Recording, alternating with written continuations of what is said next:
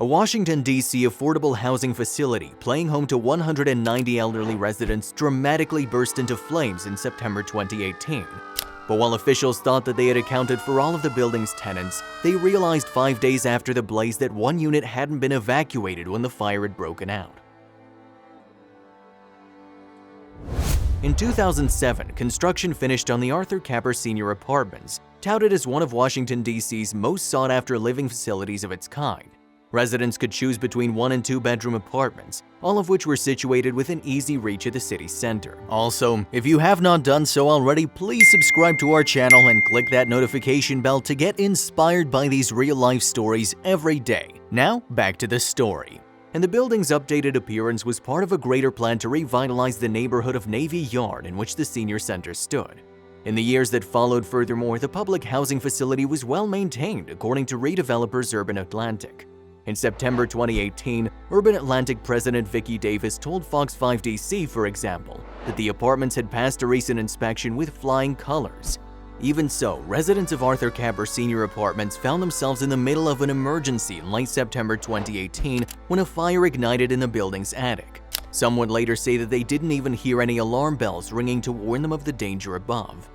Instead, concerned neighbors began beating on doors, alerting those inside that they needed to evacuate. And luckily for those living in the affordable housing complex, some of the locals were also U.S. Marines. The Marines had an outpost just 200 yards from the senior center, meaning some among their number were able to see the smoke and so quickly made their way over to help. A construction worker also alerted them that more people were inside the building. And that's when we decided we need to go get them, one Marine told CBS News in September 2018. Gunnery Sergeant Matthew Cale also talked to the network, explaining, "I don't think there was really any thought to the rescue effort. It was just saying we need to get these people out of here before anything serious happens, and the instincts just kicked in to go." After that, the Marines and the 100 or so firefighters who had made it to the scene began escorting the elderly from their apartments. Some seniors were stuck on the 4th floor and had trouble evacuating on their own, however, meaning the Marines had to get creative. Captain Trey Gregory later told CBS News, "There were some paralyzed, some immobile people up there. We actually just picked people up as best we possibly could and then had the wheelchairs at the exit or right outside the building after we carried them down 4 flights." Seniors also made their way out of the building via ladder and on foot. Fortunately, the firefighters and Marines were able to escort all of the building's 190 residents from the fire and to safety. Or so they had thought. You see, 5 days after the fire had begun, crews sent to assess the damage discovered something shocking. The workers on site were there to examine how the facility was holding up post-blaze. As they went aside their business, however, they heard something, a man's voice shouting.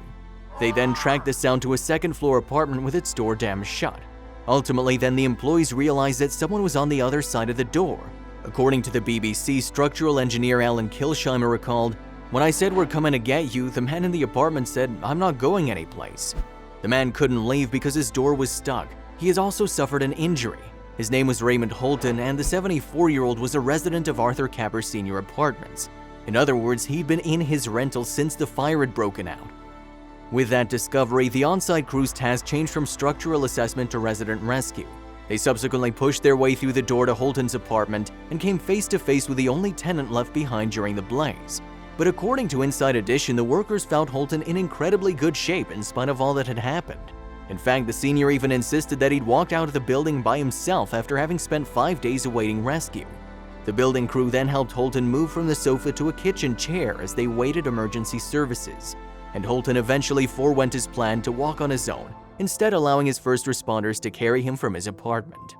Of course, the discovery of a forgotten tenant may have given city officials pause. For one, Holton's rescue had happened shortly after Washington, D.C. Mayor Muriel Bowser had announced that every one of Arthur Capper's residents had left the building. So the city had to figure out how Holton had slipped through the cracks. Both firefighters and the building management had said that they had swept the place after all. In response, Mayor Bowser explained that authorities would recheck to assure that all residents were accounted for. Fortunately, though, Holton had survived his ordeal. He'd even made his rescuers laugh with his good sense of humor in the middle of it all. And in total, only a handful of Arthur Capper residents had been injured during the emergency. Everyone had survived the fire too. Furthermore, despite their displacement, everybody that had lived in the facility would enter into temporary housing as quickly as possible. Christopher Rodriguez, director of the city's Homeland Security branch, told the press. And although many had lost both their home and their possessions, and there was no word on the salvageability of the building either. Rodriguez promised, "Our plan is to make sure these residents are cared for." If you liked the video, please give it a thumbs up and consider sharing it with someone who may find it interesting. Thanks for watching, and I'll see you in the next video.